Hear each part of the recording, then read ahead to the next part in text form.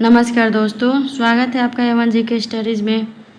आज की वीडियो में हम लेकर आए हैं विराम चिन्ह से संबंधित कुछ महत्वपूर्ण क्वेश्चन आंसर जो सभी परीक्षाओं के लिए महत्वपूर्ण होंगे। अगर आप किसी भी परीक्षा की तैयारी कर रहे हैं तो ये वीडियो आपकी सहायता करेगी, इसलिए वीडियो को आप लोग पूरा देखें। इनमें से जितने भी क्वेश्चन के आंसर जानते हैं प्लीज़ कमेंट बॉक्स में ज़रूर दीजिएगा, और चैनल पे नए हैं तो चैनल को भी सब्सक्राइब जरूर कर लीजिए। चलिए आगे बढ़ते हैं। आज का आपका पहला सवाल है, विराम शब्द का शाब्दिक अर्थ क्या है?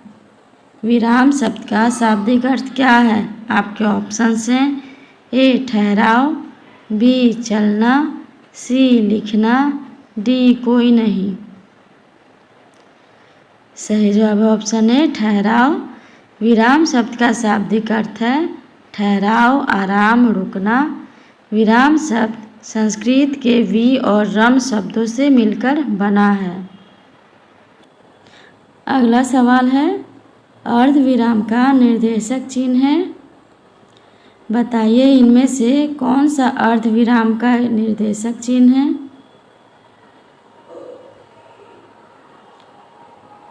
जवाब दीजिए। सही जवाब है ऑप्शन ए। यह चिन्ह दो वाक्यों के बीच एक हल्का विराम देने के लिए प्रयोग होता है जब वे एक दूसरे से संबंधित होते हैं लेकिन पूर्ण रूप से स्वतंत्र नहीं होते हैं। अगला सवाल, हरीश तुम कहाँ से आ रहे हो? इस वाक्य में हरीश शब्द के बाद कौन सा विराम चिन्ह लगेगा? बताइए हरीश के बाद कौन सा विराम चिन्ह लगेगा?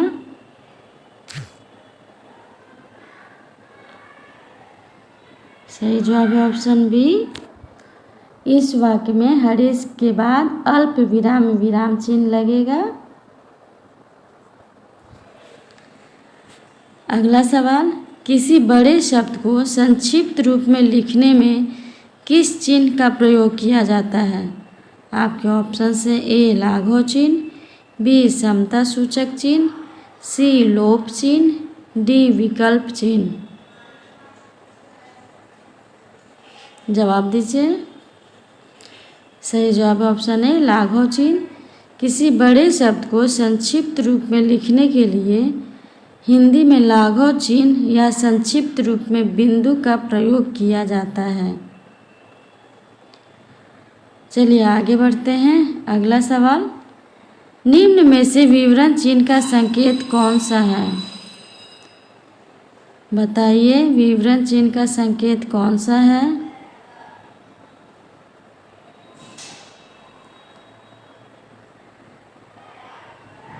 सही जवाब है ऑप्शन सी।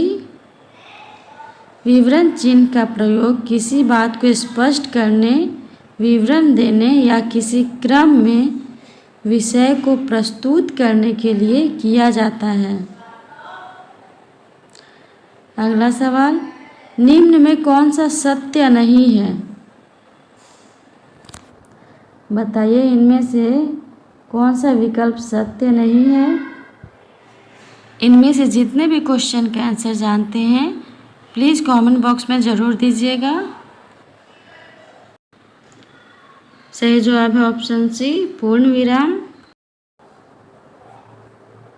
अगला सवाल, कोष्ठक में दिया गया विराम चिन्ह किसको इंगित करता है? आपके ऑप्शन से ए विवरण चिन्ह, बी लाघव चिन्ह, सी योजक चिन्ह, डी लोप चिन्ह। सही जवाब है ऑप्शन बी लाघव चिन्ह। कोष्ठक में दिया गया विराम चिन्ह एक लाघव चिन्ह है। लाघव चिन्ह का प्रयोग हिंदी में किसी शब्द या वाक्य को संक्षिप्त रूप में लिखने के लिए किया जाता है। चलिए आगे बढ़ते हैं। अगला सवाल, सुख दुख माता पिता में कौन से विराम चिन्ह का प्रयोग हुआ है? आपके ऑप्शन से ए विवरण चिन्ह, बी निर्देशक चिन्ह, सी योजक चिन्ह, डी समता सूचक चिन्ह।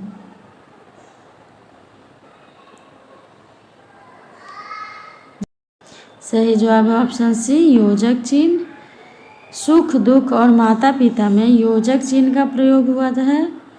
योजक चिन्ह दो शब्दों या वाक्यांशों को जोड़ने के लिए उपयोग किया जाता है।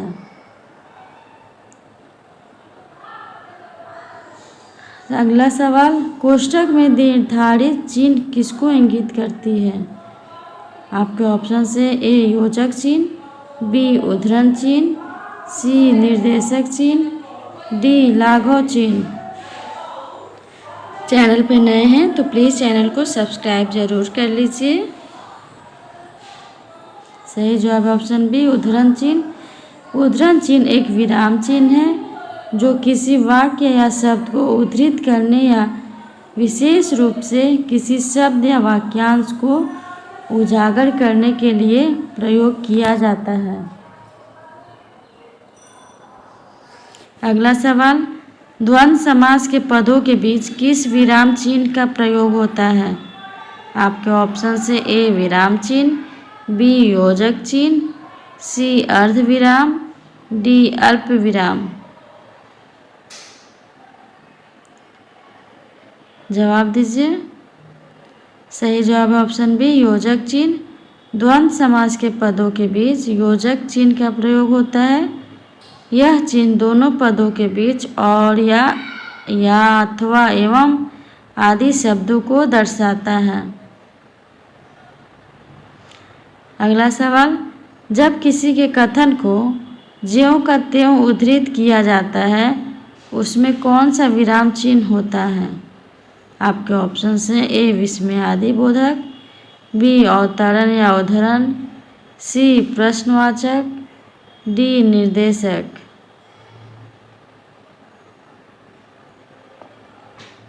सही जवाब है ऑप्शन बी अवतरण या उद्धरण। जब किसी के कथन को ज्यों का त्यों उद्धृत किया जाता है तो अवतरण या उद्धरण चिन्ह का प्रयोग होता है। अगला सवाल, इनमें से हंस पद का चिन्ह कौन है? इनमें से हंस पद का चिन्ह कौन सा है? अपना जवाब कमेंट बॉक्स में जरूर दीजिएगा। सही जवाब है ऑप्शन डी। हंस पद एक विराम चिन्ह है जिसका प्रयोग किसी शब्द या अक्षर के छूट जाने पर किया जाता है। इसे त्रुटि बोधक चिन्ह भी कहा जाता है। चलिए आगे बढ़ते हैं। अगला सवाल है, इनमें से कौन सा सही नहीं है? बताइए इनमें से कौन सा विकल्प सही नहीं है? ये सभी प्रश्न बहुत ही महत्वपूर्ण प्रश्न हैं। सही जवाब है ऑप्शन डी संक्षेपण चिन्ह। अगला सवाल, इनमें से संबोधन चिन्ह कौन सा है?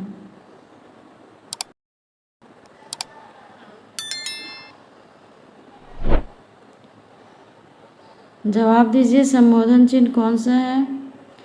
सही जवाब है ऑप्शन ए।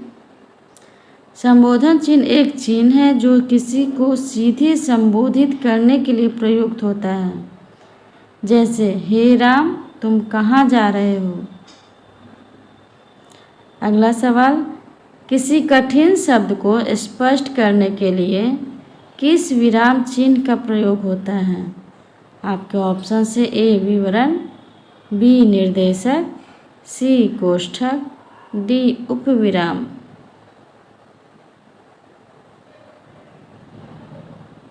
सही जवाब है ऑप्शन सी कोष्ठक। किसी कठिन शब्द को स्पष्ट करने के लिए कोष्ठक विराम चिन्ह का प्रयोग किया जाता है। कोष्ठक एक शब्द या वाक्यांश के आसपास इस्तेमाल किए जाते हैं ताकि उसे स्पष्ट किया जा सके या अधिक जानकारी दी जा सके। आज के लिए इतना ही। अगर वीडियो अच्छा लगा हो तो प्लीज़ वीडियो को लाइक और चैनल पे नए हैं तो प्लीज़ चैनल को सब्सक्राइब जरूर कर लीजिए। धन्यवाद।